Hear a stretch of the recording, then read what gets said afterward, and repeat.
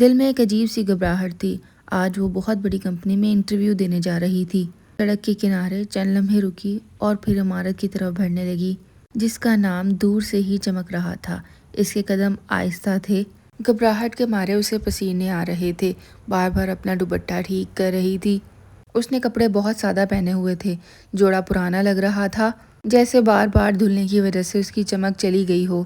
پاؤں میں پہنا ہوا جوتا بھی خستہ حال تھا، جیسے کئی سالوں سے اس نے سنبھال کے رکھا ہو۔ جیسے ہی وہ گیٹ پر بڑے سے دروازے کے پاس پہنچی تو گارڈ نے اسے روک لیا۔ لڑکی کو سر سے لے کر پاؤں تک دیکھا اور اس کے بعد کہنے لگا۔ گارڈ کی آنکھوں میں حیرت تھی اور تھوڑی سی سختی بھی۔ لڑکی نے انتہائی دھیمی آواز سے کہا، انٹرویو دینے آئی ہوں۔ گارڈ نے اسے دوبارہ دیکھا۔ اس کو یقین نہیں آ رہا تھا کہ یہ لڑکی انٹرویو کے لیے آئی ہے۔ لڑکی نے اپنی فائل خاموشی سے آگے بڑھا دی، جیسے ثبوت دے رہی ہو۔ گارڈ نے اسے ناگواری سے دیکھا اور پھر دروازہ کھول دیا اور جاتے ہوئے اسے کہنے لگا، سیدھا ویٹنگ روم میں ہی جا کر بیٹھنا۔ وہ جب اندر گئی، ویٹنگ روم میں داخل ہوئی، کمرہ دیکھ کر بہت خوش ہوئی، کیونکہ وہ کمرہ بہت ہی بڑا اور صاف ستھرا تھا۔ بڑے بڑے صوفے رکھے ہوئے تھے، ہر طرف روشنی پھیلی ہوئی تھی۔ وہ خوشی سے جا کر ایک صوفے پہ بیٹھ گئی۔ اس نے ارد گرد نظر دوڑائی تو سب لوگ اسی کی طرف دیکھ رہے تھے۔ اسے اندازہ تھا کہ یہ سب لوگ اسے کیوں دیکھ رہے ہوں گے، کیونکہ وہاں پر بہت ماڈرن لڑکیاں آئی ہوئی تھیں۔ لڑکیوں نے نفیس اور فیشنیبل کپڑے پہنے ہوئے تھے۔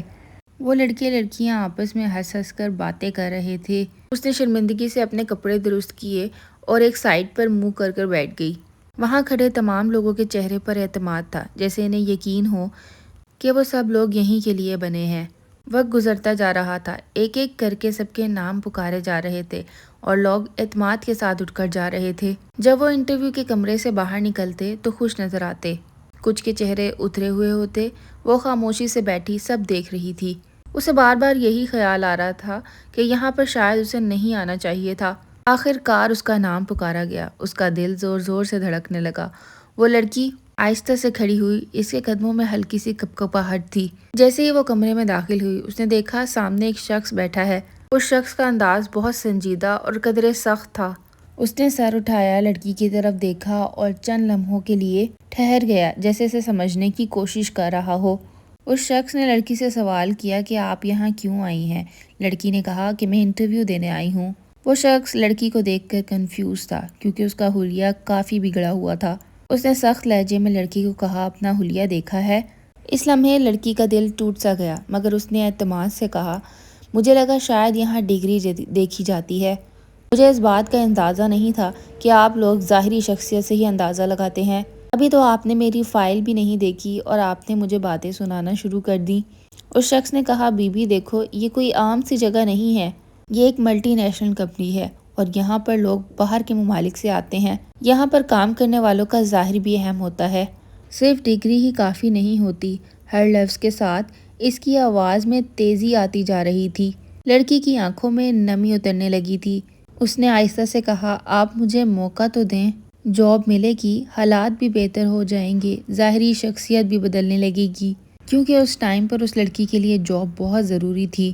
اس شخص کا کوئی بھی موڈ نہیں لگ رہا تھا کہ لڑکی کی کوئی بات بھی سنے۔ اس نے بس لڑکی کو ایک ہی بات کی کہ یہاں محنت کے ساتھ ساتھ شخصیت بھی دیکھی جاتی ہے۔ سچ کہوں تو آپ اس معیار پہ پورا نہیں اترتی۔ لڑکی کے ہاتھ اس ٹائم پر کانپ رہے تھے۔ اس نے اپنی نظریں جھکا لیں تاکہ اپنی آنکھوں کے آنسو چھپا سکے۔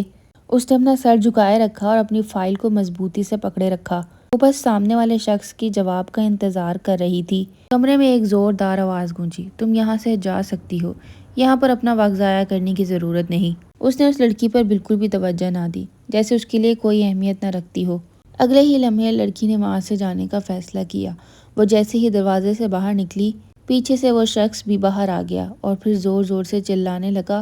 گارڈ کو بلایا اور اسے کہا کہ تم کیسے کیسے لوگوں کو اندر آنے دیتے ہو؟ کیا تمہیں اپنی کمپنی کے معیار کا نہیں پتا؟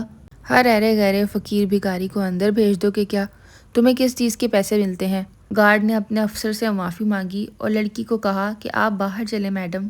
جب لڑکی باہر جا رہی تھی تو گارڈ نے اسے کہا، دیکھیں میں نے آپ کو روکنے کی کوشش بھی کی تھی، مگر آپ نے کہا کہ میں انٹرویو دینے آئی ہوں، اس لیے میں نے آپ کو جانے دیا۔ اب کروا لی نا اپنی اور میری عزت افزائی۔ مگر اب جب وہ کمپنی سے باہر نکلی تو اس کے چہرے پر ایک عجیب سا سکون تھا۔ اس نے اپنے آنسو صاف کر لیے اور سیدھی کھڑی ہو گئی۔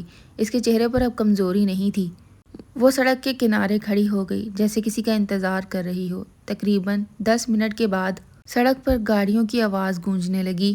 پہلے ایک گاڑی آئی، پھر اس کے پیچھے دوسری اور پھر تیسری۔ دیکھتے ہی دیکھتے 10 مہنگی گاڑیاں کمپنی کے گیٹ کے سامنے آ کر رک گئیں۔ منظر ایک دم بدل گیا۔ گارڈ فوراً سیدھا ہو کر کھڑا ہو گیا۔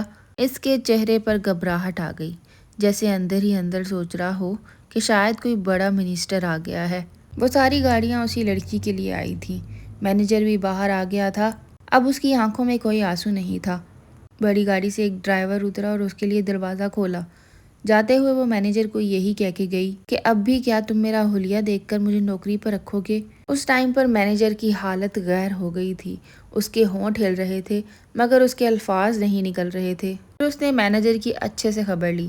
اس نے کہا، میں کافی دنوں سے کمپنی کے بارے میں شکایات سن رہی تھی کہ یہاں ایسے لوگوں کو رد کر دیا جاتا ہے جو محنت کر کے ڈگریاں حاصل کرتے ہیں اور ان کی شخصیت کی وجہ سے انہیں ریجیکٹ کر دیا جاتا ہے، اور ایسے لوگوں کو تم لوگ آگے کر دیتے ہو جن کے لباس تو اچھے ہوتے ہیں مگر ان کے پاس اصل قابلیت نہیں ہوتی۔ اس لڑکی کی باتیں سن کر مینیجر کا سر جھکتا جا رہا تھا۔ اس نے مینیجر کو کہا، اسی لیے میں خود آئی ہوں تاکہ حقیقت دیکھ سکوں۔ کیا اب بھی تم میرا حلیہ دیکھ کر مجھے جج کرو گے؟ لڑکی نے مینیجر کو کہا، میں اسی لیے یہاں پر ایسا حلیہ بنا کر آئی تھی تاکہ اپنی آنکھوں سے دیکھ سکوں کہ تم لوگ حقیقت میں کیسے فیصلے کرتے ہو۔ وہ ایک لمحے کے لیے رکی اور پھر سخت لہجے میں بولی، مگر آج جو میں نے دیکھا ہے یہ تو اس سے بھی زیادہ خراب ہے۔ آپ لوگ صرف لوگوں کے کپڑوں سے ان کو جج کر رہے ہیں۔ آپ لوگوں نے لوگوں کی عزت ان کے کپڑوں سے جوڑ دی ہے۔ جو لوگ مہنگے کپڑے پہن سکتے ہیں وہی ملک میں آگے بڑھ سکتے ہیں۔ یہاں پر ہر شخص محنت کرتا ہے، دن رات پڑھائی کرتا ہے۔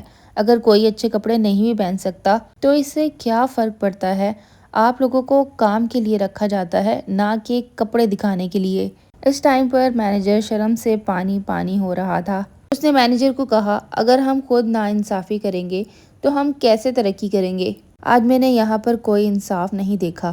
اس نے صاف لفظوں میں کہا کہ اب یہاں پر فیصلہ کپڑوں سے نہیں ہوگا بلکہ قابلیت سے ہوگا۔ مینیجر نے فوراً سر اٹھایا، گھبراہٹ سے بولا کہ مجھے ایک موقع دے دیں، میں ایسی غلطی دوبارہ نہیں کروں گا۔ لڑکی نے کہا، یہ رویہ آپ کی عادت بن چکا ہے اور ایسی عادتیں کمپنی کو تباہ کر دیتی ہیں۔ آپ آج سے اس کمپنی کا حصہ نہیں ہیں۔ لڑکی نے واضح انداز میں کہا۔ اس کے بعد وہ خود آفس میں چلی گئی اور سب کے انٹرویوز خود لیے۔ جہاں سے تھوڑی دیر پہلے اس کو ذلیل کر کے نکالا گیا تھا، اب وہ اسی کی کرسی پہ بیٹھی تھی۔ اس نے اعلان کیا کہ کمپنی میں بھرتی کا عمل اب شفاف طریقے سے ہوگا، قابلیت اور محنت کی بنیاد پر ہوگا، ظاہری لباس یا شکل کو معیار نہیں بنایا جائے گا۔ دوستو، اگر ہم بھی اس طرح شفاف طریقے سے اپنے کام سر انجام دینے لگیں تو ہمارا ملک ضرور ترقی کرے گا۔ کمنٹ باکس میں اپنی قیمتی رائے کا اظہار ضرور کیجیے گا۔ ملوں گی اپنی نیکسٹ ویڈیو میں۔ اللہ حافظ۔